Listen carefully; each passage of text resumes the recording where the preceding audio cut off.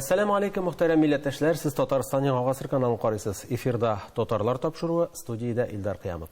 Студия безнең бүгенге хөрмәтле кунагы эпиграфика һәм археография белгече Айдар Гайнетдинов.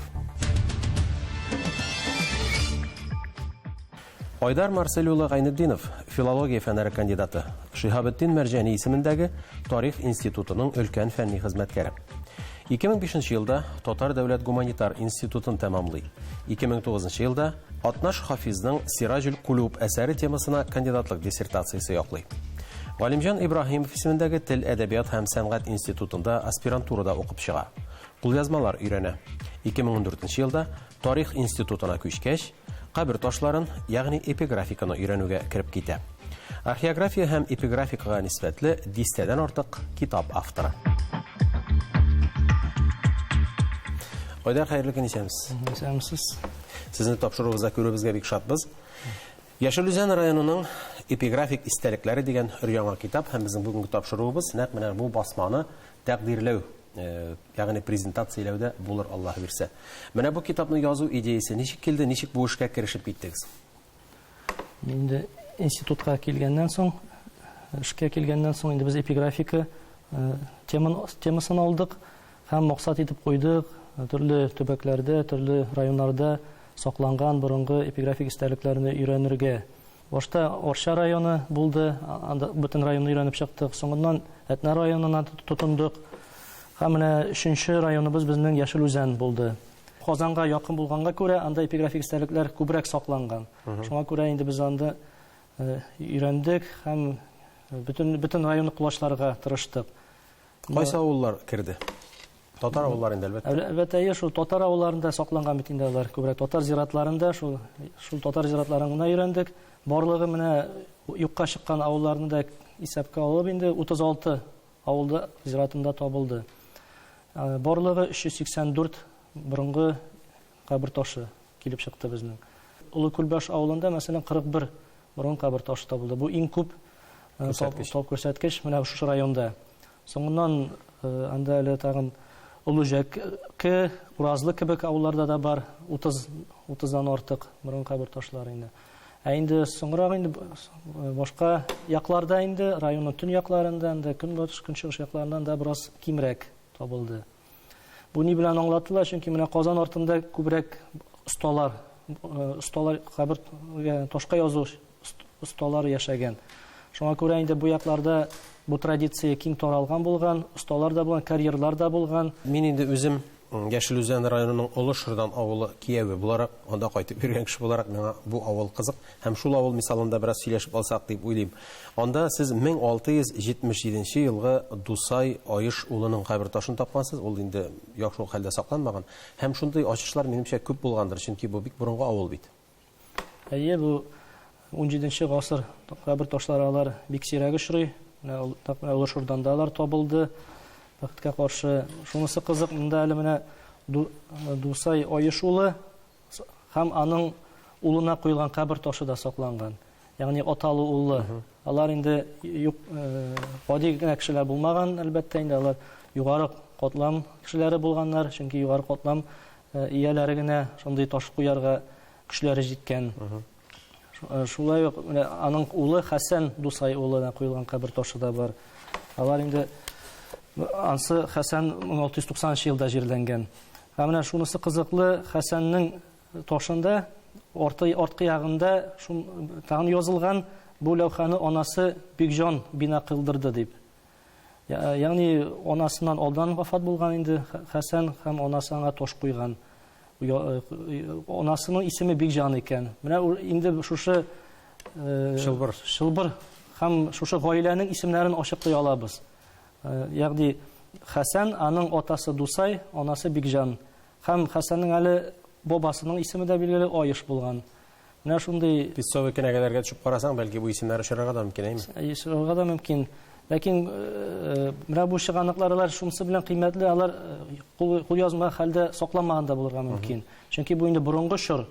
Бу вакытта мәсәлән 16нчы гасыр кабер ташлары бигрәк тә алар менә шушы Шылбырны, шәҗәрәләрне ачыкларга ярдәм итә ала. Чөнки бернинди документлар сакланмаган бит 16нчы гасырның менә перепислар халыкны исәпкә алу документлары юк. Ташлар алар ышанычлырак документ булып, ышанычлырак чыганак булып саналалар кулъязмаларга караганда. Һәм алар инде үзләренең озакка шыдау сәләтенә инде озакка сакланган, алар ташка язылганга күрә. Янмаганнар. Бу инде кем әйтмешли чын документ. Аннан килеп, менә Айдар барысына да бик күркәм фотосурәтләр бирәсез, бик уңышлы, бик утышлы фотосурәтләр, аларның кайберләре хәтта укылада, шушында ук. Менә бу фотосурәтләрне үзегез төшердегезме, әллә кемдер ярдәм иттеме, булыштымы дигән кебек? Моны үзебез төшердек. Без гадәттә без 2 кеше эшлибез. Мин һәм ярдәмче Сайрус Хамидуллин фотоларны инде соңыннан эшкәртергә туры килә, кайберләре инде сыйфатлырак булсын өчен инде. Ләкин инде фотосыз аның бик мәгънәсе юк инде. Фотодан күреп кенә кеше бит инде үзенә күз аллый. Әгәр дә фотосы юк икән, кеше ышанып та бетмәскә мөмкин, нәрсә язылган монда дип. Мин шуңа күрә бу инде дәлил булып тора. Менә нәкъ ул таш бар һәм анда шундый сүзләр язылган икәнне бер күрсәткеч. Халык мөнәсәбәте турында да сорыйсы килә. Мәсәлән, Тиктумал гына бит инде тыныч кына авыл әйме, авылның зираты, һәм шунда бер кеше килеп керә дә нәрсәдер өйрәнә башлый. Ничә кирәк кабул итә халык нинди мөнәсәбәт? Гадәттә халык бик яхшы каршы ала безне. Хәтта сез изге эш эшлисез дип безне мактаучылар да бар инде. Әлбәттә без инде шул фәнни эшебезне эшлибез. Ниндидер изге эш дип карамыйбыз инде, моңа үзенең фәнни эш буларак карыйбыз. Халык инде бик хөрмәт итә, ярдәм итәргә тырышалар. Безнең белән зиратларга кереп, ташларны табарга ярдәм итәләр. Соңыннан инде күрсәтәләр, кайда нинди бар инде. Истәлекләрен сөйлиләр, тарихны да сөйлиләр, белгән кадәр инде. Шәҗәрәләрен әйтәләр, күрсәтәләр. Төрле кулъязмаларда безгә чыгарып тәкъдим итәләр. Аннан менә бу таш язуларның тел стиль һәм язу стильләре үзләренең, аларны да бит инде сез системага салгансыздыр. Ниндирәк юнәлешләр бар? Анда тел безнең инде элекке тел бик үк халык хәзерге халыкка аңлаешлы ук түгел. Әлбәттә ул инде авыррак тел булган инде. Мәсәлән, 16-нчы гасыр кабер ташларыннан да фони дора фонадан дора бакага рихлат кылды дип язылган. Ягъни ул фони дөньядан мәңгелек дөньяга күчте дигәнне аңлата. Соңыннан инде бу тел аңлаешлы була башлый, инде тора бара 19-нчы гасырларда, 20-нчы гасырда инде нәкъ хәзерге сөйләшкән тел кебегрәк формада була. Әле шунда теге высокопарный кем әйтмешли, китабирак стильдә муллалар, имамнар сөйләшкән телдәрәк шулай алынгандыр әле ул. Һәм шунысы да бар, кабер ташлары 2 телдә язылган бит. Гарәп телендә һәм татар телендә. Яртылаш бу традиция булган. Яртылаш һәр вакыт гарәп телендә язылган. Һәм соңыннан аның ярты ягы инде татар телендә. Әле кайбер ташлар гомумән тулысынча гарәп телендә генә. Андыйлар да бар. Мәсәлән, дин әһелләрендә күбрәк бу очрый. Дин әһелләре инде алар гарәп телен бик яхшы белгәннәр һәм шул ислам традициясе нигезендә ташларын да гарәпчә яздыртырга тырышканнар. Мәсәлән, шул Шихабетдин Мәрҗәнинең кабер ташын карасак, анда ул куйдырган ташларны карасак, аның үзләренең улларына, хатынына куйдырган кабер ташлары аның гарәп телендә генә тоташ. Һәм Мәрҗәни һәр вакыт гарәп теле яклы булган. Ул китапларында бит гарәп телендә язарга тырышкан инде. Бу инде ислам традициясе инде. Ягъни гарәп телендә язылса, монда инде татарлар гына түгел, башка мусульман илләрендә яшәүчеләр дә килеп күрсәләр, аңлый алырга сәләтле булачак дип уйлаганнар инде әлбәттә. Ләкин татарча язылган кабер ташлары да күп. Аның теле инде нәкъ хәзерге менә татар теле кебек, анда нәкъ шул ук аңлаешлы сүзләр. Мәсәлән, инде күчте сүзен күчде дип язганнар инде. Мәсәлән, шундый өчтә сүзне өчдә, мәсәлән, җиде сүзен ете, шундыйрак фонетик аямалар гына, үзенчәлекләр генә бар. Һәм гомумән алганда ташларның саклануы әлбәттә мактанырлык түгелдер, чөнки еллар узган саен таушала да, ватыла да, уала да, шулай бит. Еллар узган саен югалып бара. Менә безнең исәпләвебез буенча, мәсәлән, Татарстанда гына ел саен бер 10 таш юкка чыгадыр. Ләкин менә тора бара инде ул 20-30 таш юкка чыга башлаячак. Чөнки инде алар бик озак торганнар, ничә гасырлар буе сакланганнар бит. Һәм инде бөтен нәрсә дә фани инде, ташларда язылган бит фани дөнья дип. Шуңа күрә ташлар инде мактанырлык түгел, аларның дәрәҗәсе, ләкин ярылганнары да бар, җимерелгәннәре дә бар. Кай вакыт менә без аларны мозаика кебек җыябыз. Төрле җирдә ауналып яталар. Карыйбыз һәрбер кисәкләрне, кичкенә генә кисәкләрне булса да без җыеп, туплап, аларны инде бер бүтән сурәткә китерәбез, формага китереп, шулай итеп фотога төшерәбез. Чөнки аны бит инде һәрбер фрагментын фотога алып йөреп булмый. Әлбәттә. Һәм укырга да кыен алай. Бер бүтән җыгач кына алардан укып була. Андый ташлар инде соңыннан без аларны шулай калдырабыз инде. Чөнки без аларны бит инде реставратор түгел, без реставрировать итә алмыйбыз, реставрация белән шөгыльләнә алмыйбыз. Анысы инде авыл халкы җилкәсенә төшәргә тиеш. Инде алар шул ташларны инде ничек тә булса, төрле цемент эретмәләре белән булсанмы, тимер кысалар белән булсынмы, инде берәр ничек ясап куя алалар, әлбәттә. Соңыннан аның кор, яңгыр, кояш тимәслек итеп тә менә инде үске футлар кебек ясап була, түбә, ниндидер кебек нәрсәләр була. Хәтта ишеткән бар кайбер авылларда ниндидер химик состав белән эшкәртәләр икән, ташны буйлар икән. Ул инде ташны ничәдер аның бераз гомерен узайтырга ярдәм итә. Менә тулайым алганда бу эшне башкаруның, экспедициянең кыенлыклары нидән гыйбарәт? Берсен мин әйтә алам инде, ул яз-көз айларында бару кирәк. Чөнки үлән яфрак каплый, анысын беләм. Тагын нәрсәләр бар. Менә эпиграфистларның да сезоны бар. Сезон. Ул яз ае. Әгәр дә яздан калабыз икән, июнь аена инде бетте, инде эшне бөтенләй эшләмәүсәң дә ярый, чөнки берничә файда булмаячак. Безнең чыккан булды июнь-июль айларында. Инде үлән билгә кадәр булган вакытта тикшерә идек, ташлар кашып калалар иде үлән арасында. Күреп булмый иде. Менә яз көне алар бик ачык күренәләр, ерактан ук күренәләр, яфраклар да булмый, әле үләннәр дә. Шуңа күрә иң кулай чор ул. Көз көне дә кайбер эпиграфистлар эшлиләр көз көне, ләкин көз бик үк килешеп бетми, чөнки яфраклар коела башлый. Һәм менә яткан ташлар өстенә яфраклар коелгач, алар да тагын каша күренмичә калалар. Шуңа күрә без һәр вакыт менә апрель, май айларында эшлибез. Һәм инде гадәттә бер районга безнең бер ай вакыт китә. Бер ай эчендә без инде бөтен эшне тамамларга тырышабыз. Һәм кыенлыклар бар, менә шул чытырманнар, төрле зиратлар бик шундый начар хәлдә була. Яз ае, әле өмәләр дә үткәрелми бик. Өмәләр май башында гына үткәрелә башлый. Без инде апрель ахырында чыгып, инде чытырманнар була, йөрүгә кыен. Шулай ук шардуганнар бик күп булса да йөреп булмый, киреп булмый, төшереп булмый. Ничек тә булса инде җаен табарга тырышабыз инде. Үзебез белән төрле кораллар да йөртәбез инде, шул чабыр үләнне чабып, анда көрәк белән кистереп барып инде менә шулай эшлибез. Кай вакыт ташның бик өче кичкенә генә өлеше күренеп тора. Ниндидер гадит бер таш ята кебек уйлыйсың. Казый торгач, аннан кабер ташы килеп чыга. Менә шундый җирләр бар, кайбер авылларда шундый җир йомшак була, сазлыклы җир була.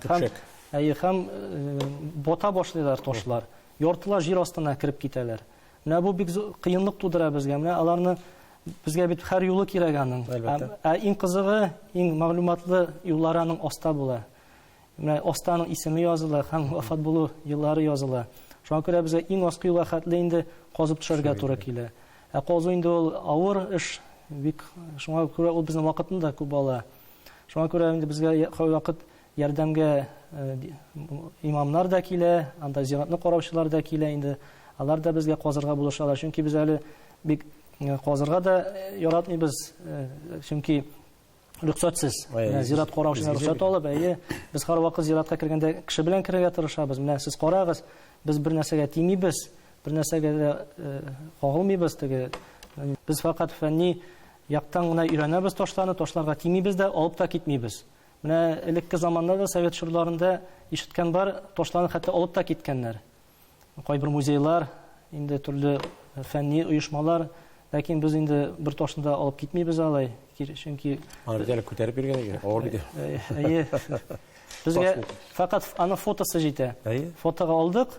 Без аны һәм шулай ук чистартуда вакытны ала, менә ташлар мук белән капланган була. Аны берничек тә күреп булмый, нәрсә язылганын. Шуңа күрә аны без чистартырга тырышабыз. Бик йомшак щеткалар белән язылу күренсен өчен. Хәтта вакыт бармак белән дә укырга туры килә. Мәсәлән, калкытып язылган ташлар була икән, анда бармак белән йөртеп карыйбыз инде. Нинди шул хәреф. Шул хәреф дип әйе. Һәм иң мөһиме хәреф арты хәреф бит әле менә берәмлекләп. Әйе, бик авыр, чөнки анда һәр нокта әһәмиятле. Бер ноктаны гына күрмичә каласың икән, мәгънә үзгәрә. Һәм хәтта бөтенләй дөрес итеп укымыйча китергә мөмкин. Бу менә проблема бар, эпиграфистларның дөрес укымау проблемасы бар. Мәсәлән, 100 ташның укыйсың икән, аның мәсәлән 5-6-сы дөрес укылмаска мөмкин. Моннан хәтта Шихабиддин Мәрҗани дә азат була алмаган. Мәрҗанидән соң безнең Гали Рәхим дигән галим йөргән. Мәрҗани өйрәнгән ташларны ул бөтенләй икенче төрле укыган. Һәм язып калдырган, Мәрҗани монда ялышкан икән, монда дөрес укымаган икән дип. Шулай Гали Рәхимнән соң да йөргән кешеләр дә аның кайбер хаталарын тапкан. Мәсәлән, Харун Ясуповта да бар хәтта. Мәсәлән, Яшел Үзән районында ул Ирҗәмәс исемен Ир Хөсәин дип укыган. Ләкин анда нәкъ Ирҗәмәс икәне күренеп тора. Ж, М, С хәрефләре инде. Шундый проблема бар. Мәсәлән, Каюм Насыйри Яшел Үзән районын өйрәнгән бит инде. Зөя авыллары тарихы дигән хезмәте дә бар аның. Анда менә без өйрәнә башладык, нәкъ шушы Каюм Насыйри эзләреннән бардык, дияргә була, һәм карадык, бөтенләй шагышмый. Менә Каюм Насыйриның укылышы шагышмый башлады. Мәсәлән, шул Тона авылында, Татар Тонай авылында бер болында ташлар бар. Язган Уждага әфәндегә куелган таш дип яза. Без бик сәерсендек Каюм Насыйриның бу сүзләренә. Ике нәрсә безне сәерсендерде. Мәсәлән, Ж хәрефе бар. Без беләбез, Ж хәрефе татар хәрефе түгел, ул кулланылмаган безнең ул заманнарда. Һәм әфәнде дигән сүздә бик сәер тоелды, әфәнде сүзе дә кулланылмаган бит. Әфәнде әле ул төрекләрдән кергән сүз, 19-нчы гасыр ахырларында гына. Бу дөрес түгелдер дип укый башладык, һәм анда бөтенләй башка исем килеп чыкты. Уждага ул 3дә икән. 3дә дигән сүзен Каюм Насыйри Ужда дип укыган, һәм анда Гакил дигән исем булган, га иҗеген кушып куйган 3дәгә һәм Уждага килеп чыккан. Ашыныкта анда Ак-Дәүләт Гакил улына куелган кабер ташы килеп чыкты. Мәсәлән, Бәшек авылында Каюм Насыйри яза Шагбан бине Әсәдкә куелган таш дип. Менә бине сүзе безне шулай ук бик шалтмадык без бине сүзе, чөнки бине сүзе бит кулланылмый. Ул заманда без беләбез, кулланылмаган бине сүзе. Ул бине сүзе шулай 19-нчы гасырда гына кулланыла башлый әле ташларда. Бине түгелдер дип тикшердек әйбәтләп, шундыкта ул Шагбан исемле кеше түгел икән, Шагбан аенда вафат булган кеше икән. Һәм анда бине сүзе бөтенләй юк. Мөхәммәдкә куелган. Һәм иң кызыклысы шул, сез менә бу бүтән табылган мәгълүматларны фәнни чыганаклар белән ныгытасыз бит әле. Архивта мин сезне бик еш күрәм. Сез менә андагы устазлар, галимнәр, дин әһелләренең тарихларын табып, аларның барлыгын раслап менә шул ташлар белән кушасыз. Һәм менә бу хезмәтләрегезне дә әйтеп узарга кирәк бит инде, бу Казан тирәсендәге ташлар дип беләм. Дар бистәсе һәм Әйе, без инде менә әйткәнемчә берничә районны өйрәндек һәм Казан шәһәрендә сакланган бөтен татар зиратларын өйрәндек. Ул инде Яңа Бистә зираты һәм Казанның Дары бистәсе һәм Бишбалта бистәләре. Анда да бик күп кабер ташлары табылды. Яңа Бистәдә генә 1000 якын кабер ташы ачыкланды. Бу 1000 бик күп. Әлбәттә, бик аны бит әле өйрәнеп чыгара кирәк. Һәрберсен тикшереп, әйләнешкә кертергә. Аны бик озак эшләнә, ул эш инде ниһаять тәмамланды. Һәм аның кыскача варианты ул китапның без бастырып чыгардык. Анда исемлек кенә ул. Ташның укылышы юк әле анда. Ташның укылышы язылган китап, ул татар телендә булачак. Анысы әле менә Алла буйырса 2нче елга инде без аны бастырырга уйлыйбыз. ул инде бик зур эш булачак. Моңарча әле менә күпме эпиграфистларыбыз булган, ни өчендер Казанның терәлеп торган менә шушы зиратында әле беркем дә тулаем эш алып бармаган. Андагы бөтен кабер ташларын ачыкламаган булып чыкты.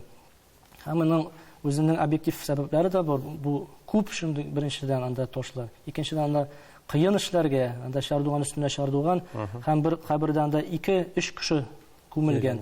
Башта күмелгән, соңыннан өскөл эшенә дә кешеләр күмелгәннәр. Һәм анда берничә кабер ташлары бер-берсенә терәлеп тора. Кайбер ташларның бер ягына язылган булган инде, шунда күмелгәч икенче ягына да тагын язып куйганнар, уеп. Шундый проблемалар бар. Һәм ул Казанның Дары бистәсе дә инде ташланды зират кебек инде тора иде. Анда хәзер җилләмиләр. Бишбалта бистәсендә зираты кебек инде. Анда да беркем әле өйрәнмәгән иде. Әйтәләр иде менә Бишбалтада анда Алтынурда шурыннан ук инде кабер ташлары бар дип, 1320 еллы ташлар бар анда дип. Әйе, чынлыкта бар анда андый ташлар, ләкин алар хиҗри ел белән язылган булып чыкты. Хиҗри ел 1320 елны без аны милади елга, Европа елына календарына күчерсәк, ул 19-нчы гасыр ахыры, 20-нчы гасыр башы булып чыга бит. Чыннан да шактый кызыклы әйберләр бар һәм бу чыннан да үзе бер фән, үзе бер дөнья икән. Айдар, сезгә бик зур рәхмәт менә бу китабыгыз өчен. Минем уйлавымча, бу яшел үзәнлеләр өчен зур бер бүләк, зур бер һәдия һәм бигрәк тә төбәкне өйрәнүчеләр, краеведлар өчен. Менә без районда эшләгәндә һәрвакыт бик зур рәхмәт әйтәсем килә җирле хакимият вәкилләренә, хакимият башлыгына, шулай ук авыл советы рәисләренә. Алар безгә бик нык ярдәм итәләр. Әгәр дә алар менә безне шулай йөртмәсәләр, транспорт белән тәэмин итмәсәләр, без бу эшне җиңеп чыга алмас идек. Алар безне һәр авылга йөртеп, шулай авыл советы рәисләре бер-берсенә безне тәкъдим итеп, аңлатып, менә шулай йөреп чыктык без аны. Бергә эшләгәндә генә, ягъни шушы хакимият вәкилләре, галимнәр, шулай дин әһелләрен дә кертер идем, җирле төбәкне өйрәнүчеләрне кертер идем. Менә шул бергә эшләгәндә генә ниндидер менә җимешләрне күрергә мөмкин. Комплекслы нәтиҗәләр килеп чыгала. Рәхмәт сезгә, Айдар. Эшләрегездә уңышлар телибез. Гыйльми сөенечләрегез артып торсын. Рәхмәт. Хөрмәтле тамашачылар, студиябезнең бүгенге кунагы филология фәннәре кандидаты, эпиграфист, археограф Айдар Гайнетдинов булды. Аның белән саубуллашабыз, тапшыруыбыз тәмам. Бергә булыйк, бердәм булыйк.